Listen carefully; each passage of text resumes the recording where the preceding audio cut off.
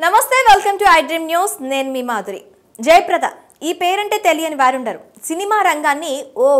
ఊపి రాజకీయ రంగంలోకి అడుగుపెట్టి రాజకీయంలో కూడా తనకంటూ ప్రత్యేక స్థానం కల్పించుకున్న అలనాటి నటి ఆమె హీరోయిన్ జయప్రద గురించి అయితే ప్రత్యేకంగా చెప్పుకో అవసరం లేదు ఎన్నో సూపర్ హిట్ చిత్రాలు నటించి స్టార్ హీరోయిన్ గా ఎదిగింది జయప్రద తెలుగుతో పాటు తమిళ హిందీ చిత్రాల్లో నటించి జాతీయ స్థాయిలో పాపులారిటీ సంపాదించుకుంది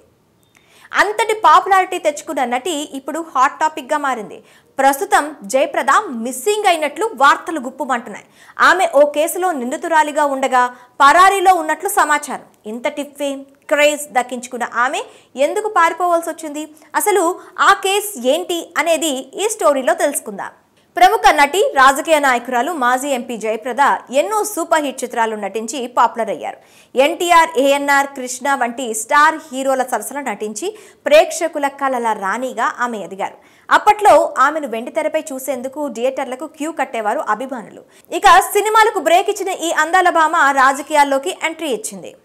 నిజానికి జయప్రద మన తెలుగు ప్రాంతానికి చెందిన వ్యక్తే అయినప్పటికీ యూపీలో సమాజ్వాదీ పార్టీ తరపున పోటీ చేసింది ఉత్తరప్రదేశ్లోని రాంపూర్ నుంచి జయప్రద 2 సార్లు ఎంపీగా గెలిచి రాజకీయంగా ప్రజలకు సేవలు అందిస్తూ వస్తోంది 2004 నుంచి 2014 వరకు ఉత్తరప్రదేశ్లోని రాంపూర్ నియోజకవర్గం నుంచి ఎంపీగా బాధ్యతలు నిర్వహించారు ఇక జయప్రద 2019 సార్వత్రిక ఎన్నికలకి ముందు సమాజ్వాదీ పార్టీ నుంచి బీజేపీలో చేరి రాంపూర్ నియోజకవర్గం నుంచి పోటీ చేసి ఓటమి పాలైంది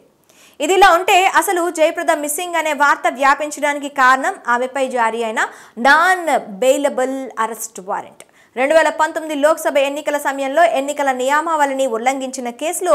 ఉత్తరప్రదేశ్లో ఆమె ప్రాతినిధ్యం వహించిన Rampur court non bailable warrant జారీ చేసింది ఈ ఎన్నికల్లో బీజేపీ తరపున బరిలో నిలిచిన జయప్రద కోడ్ అమల్లో ఉన్నా కూడా ఎన్నికల కోడ్ను ఉల్లంఘించి ఓ రోడ్డును ప్రారంభించారు అంతేకాకుండా పిప్లియాలో నిర్వహించిన బహిరంగ సభలో ఆమె అభ్యంతరకర వ్యాఖ్యలు చేశారు దీంతో అక్కడి పోలీస్ స్టేషన్లో ఆమెపై 2 కేసులు నమోదయ్యాయి ఇక